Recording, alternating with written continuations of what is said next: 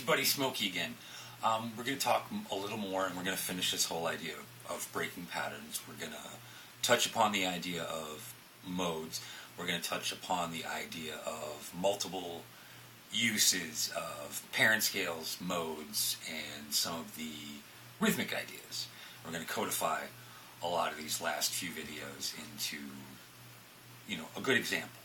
Now, what we're going to start with is the chord that we're going to play around over. Now, what I've taken is the middle of a B chord here. Now, here's your B bar chord. Now, I'm taking the pinky here, which is the root, the B, and the middle finger, the D sharp. And we're just going to play that part. And then the rest of the chord is basically the open E, the open A, the open B, and the open E on top. And the loop that I've set up is an 8-bar loop. And the last bar of the whole phrase, I move down to the A dyad here, the A major. So it's going to be more of a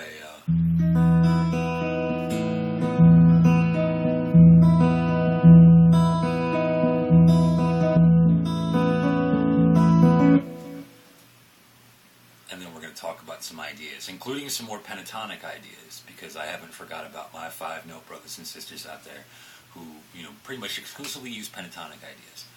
And to start with that, this is pretty much this chord and the vamp we're going to use is pretty much based out of E major. And I've got the 5 chord, the B, superimposed over the E, and it's going to go down to the 4 chord. And for the modally minded, you're going to think, oh, it's a Mixolydian thing. I'm still thinking of the parent scale. I'm still thinking of E major over the whole thing. Now, for the pentatonic players, if you don't use major scales much, you know that at least, and I'm assuming we're going to carry on here with the assumption that you know some theory, that there are minor chords built in the major scale on the 2nd scale degree, the 3rd scale degree, and the 6th scale degree. Now, what you have then is minor pentatonics. You can play off of that.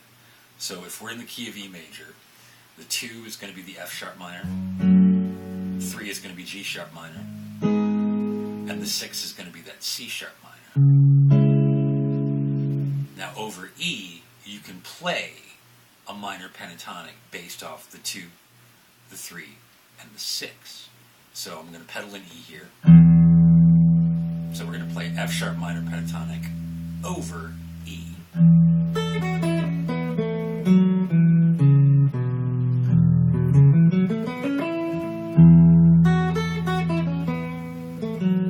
And we can do that over the G sharp as well.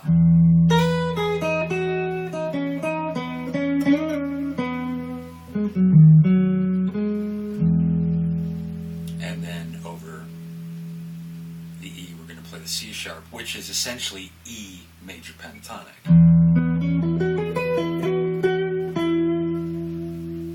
So you already know that scale. But you can play off the 2 and the 3, and you get the same box fingering that you love so much, but you get to create different colors because different note choices are being made over that pedal. F sharp.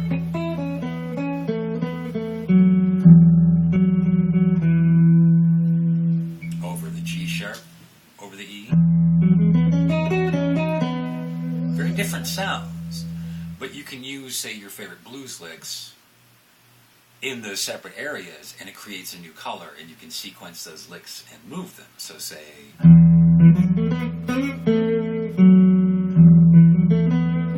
to G sharp, E,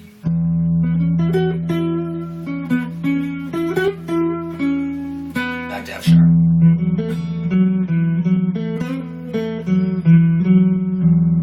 And that's what this vamp is going to be. We're going to mix up some of those, as well as parent scale ideas, the rhythmic ideas. So here we go.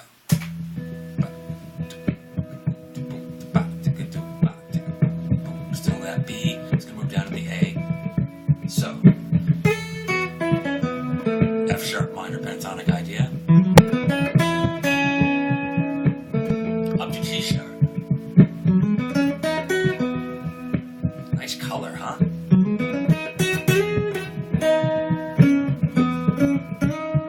F sharp. G sharp. C sharp.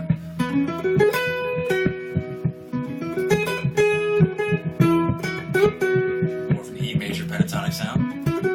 E major.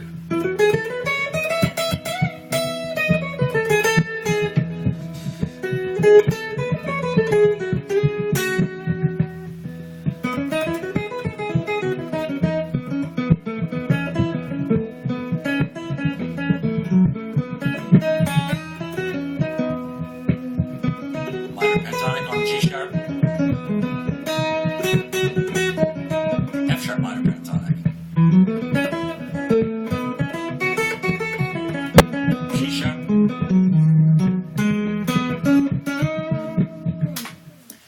So you get those different colors and you don't necessarily have to learn anything new. And while I'm not supporting the idea of not learning anything new, again, there's that whole thing with guitar players kind of being lazy.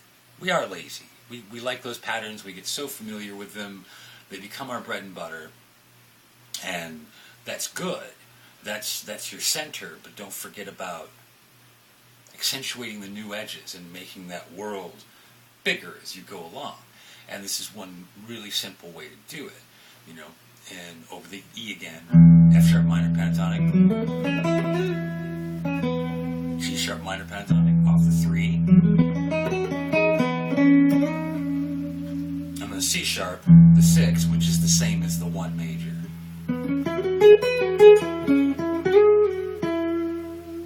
So again, you've got 5 notes, but you're changing what the 5 notes are and bringing out different colors. And you know, you can, like I played a little bit of the rhythm there.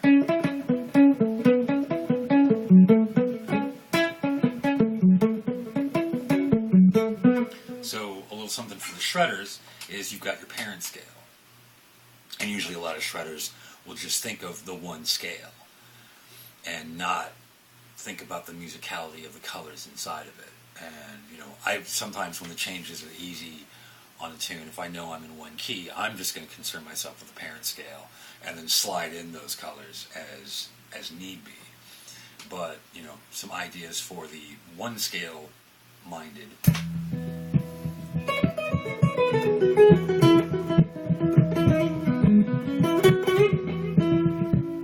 You know, don't whiz up and down the scale. Free up some time.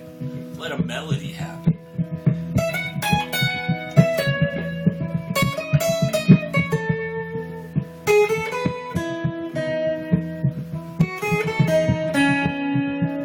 You know, sequence it with rhythm. You know.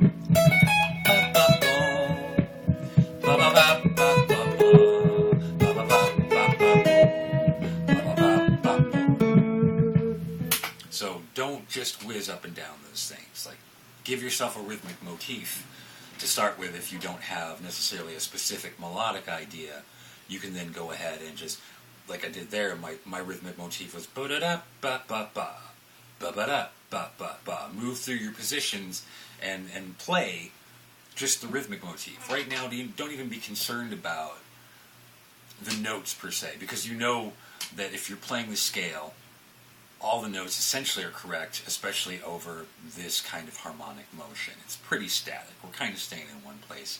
You have time to open those things up, to play around with them. So again, over that new rhythm. Daga daga da dun, daga daga da dun, daga daga da daga daga da boom.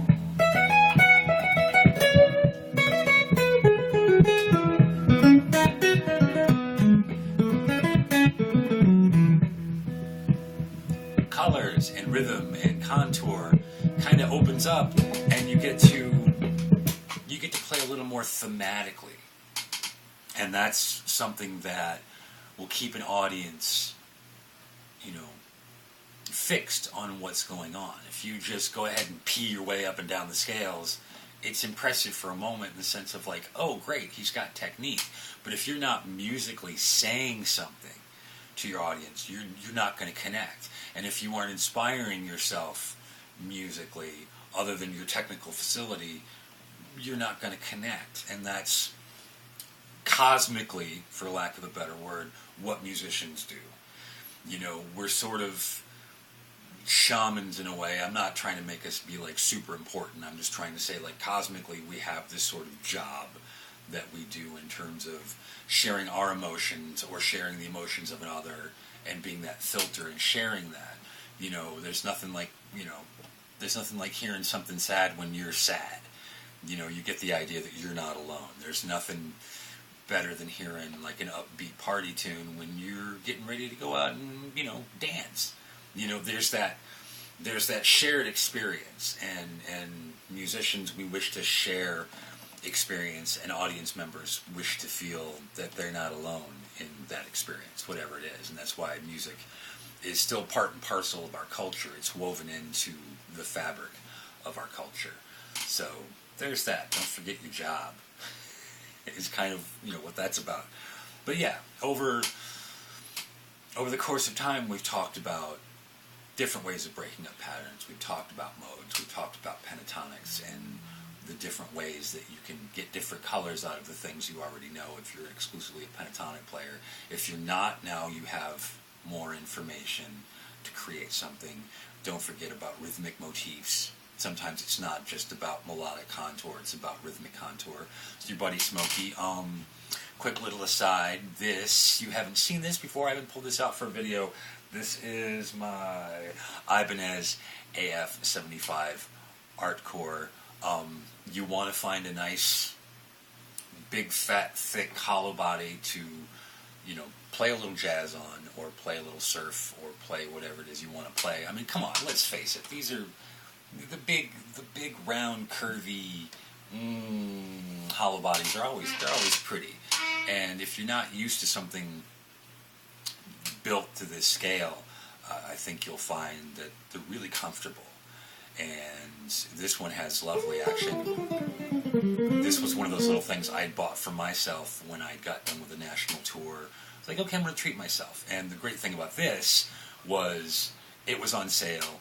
It was, $300 for all this loveliness. Ibanez, you can count on them. I've never had a problem with this. I've played this on many straight-ahead jazz gigs. You get the sound. You get that sort of aesthetic that some people think of when they think of, jazz. These days, you don't have to play, in my mind, you don't have to play a big fat hollow body to play jazz. And some people listen with their eyes more than they listen with their ears, and I'm against that. But I got this one because I've always wanted one, and it's super comfortable and super wonderful. So there's that. We'll make another video about everybody else who sits on the bench over there on the guitar rack. But it's your buddy Smokey. Thanks for hanging out. I hope codifying some of these ideas helps you find your new ways of doing things and helps you achieve your voice, because that's all I want for anybody, is to be unique. Be you. I'm me, you're you. Let's all help each other with that. So if you got any questions, comments, things to say, you know where to put them down around the whole thing. It doesn't matter. Just give a shout. It's your buddy Smokey. Thanks for hanging out. Mwah! We'll talk to you later.